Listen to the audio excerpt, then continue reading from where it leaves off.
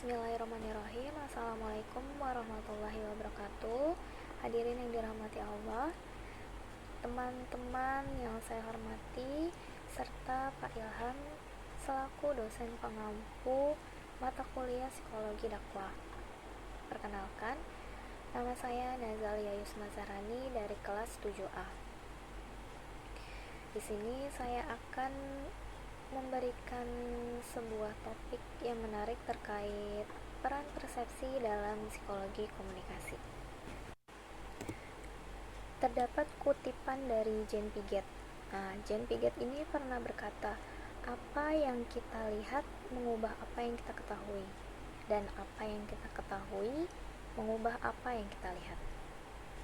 Dari kalimat tersebut menggambarkan bagaimana cara kerjanya persepsi. Jadi, dari apa yang kita alami melalui panca indera kita, itu membentuk pemahaman kita. Tetapi pemahaman kita juga mempengaruhi cara kita bagaimana kita melihat dunia. Hari ini, saya ingin mengajak teman-teman semua untuk mengetahui apa sih itu persepsi dan bagaimana perannya dalam berkomunikasi. Yang pertama dimulai dari apa sih persepsi itu? Persepsi merupakan proses di mana otak kita menginterpretasikan informasi melalui panca indera kita. Nah, dari kutipan Jean Piaget tadi mengingatkan kita bahwa persepsi itu bersifat dinamis. Jadi dari apa yang kita lihat hari ini bisa mengubah pengetahuan kita dan juga cara pandang kita terhadap sesuatu hal. Tapi pengetahuan yang sudah kita miliki juga bisa menciptakan lensa khusus atau perspektif baru untuk melihat atau memandang dunia. Kenapa sih persepsi itu penting? Persepsi itu penting karena dalam proses berkomunikasi, persepsi adalah kunci untuk bagaimana kita menginterpretasikan apa yang kita lihat, dengar, dan juga rasakan. Nah, dari persepsi yang akurat ini dapat memperkuat adanya komunikasi kita terhadap orang lain.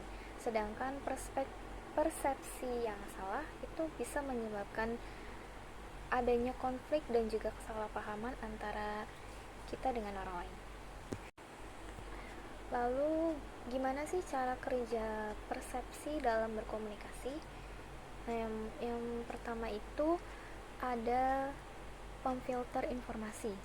Nah, saat kita menerima sebuah pesan, individu atau seseorang itu memilih informasi yang dianggap relevan atau sesuai dengan sudut pandang kita. Lalu yang kedua itu membentuk makna. Nah, dari membentuk makna ini si persepsi membantu individu untuk menafsirkan berbagai pesan dan memberikan makna di dalamnya.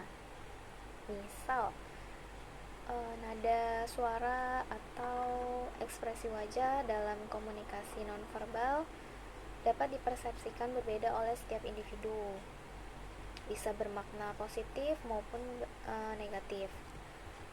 Lalu yang ketiga itu mengatur ekspektasi. Nah, di sini persepsi sebelumnya terhadap seseorang atau situasi dapat menciptakan harapan tertentu dalam komunikasi. Contoh, jika terdapat individu yang memiliki persepsi positif terhadap seseorang, individu tersebut cenderung memahami mereka secara lebih terbuka. Nah, begitupun dengan sebaliknya. Jika seseorang memahami persepsi negatif terhadap seseorang di awal, itu memberikan pesannya menjadi tidak tersampaikan atau bahkan menjadi miskomunikasi. Tuh. Lalu yang keempat, dipengaruhi oleh bias. Nah, persepsi ini seringkali dipengaruhi oleh bias, stereotip, atau juga prasangka. Nah, hal ini tuh bisa menghambat komunikasi yang tadinya harusnya efektif menjadi tidak efektif karena orang atau individu itu memaknai pesan berdasarkan asumsi, bukan realitasnya. Lalu yang terakhir itu ada membentuk respon. Nah, respon tersebut bisa berupa verbal, non-verbal, atau bahkan keputusan untuk tidak merespon sama sekali. Nah, dengan menyadari gimana cara persepsi bekerja dan melatih diri untuk lebih berhati-hati dalam menafsirkan pesan, kita sebagai seseorang yang setiap harinya pastinya berkomunikasi dengan orang lain, itu dapat mengendalikan persepsi kita dan menciptakan komunikasi-komunikasi yang lebih efektif lagi. Baik, itu saja yang mungkin dapat saya sampaikan.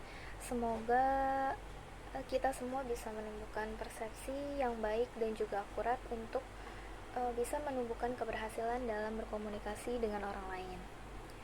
Terima kasih, kurang lebihnya mohon maaf. Wassalamualaikum warahmatullahi wabarakatuh.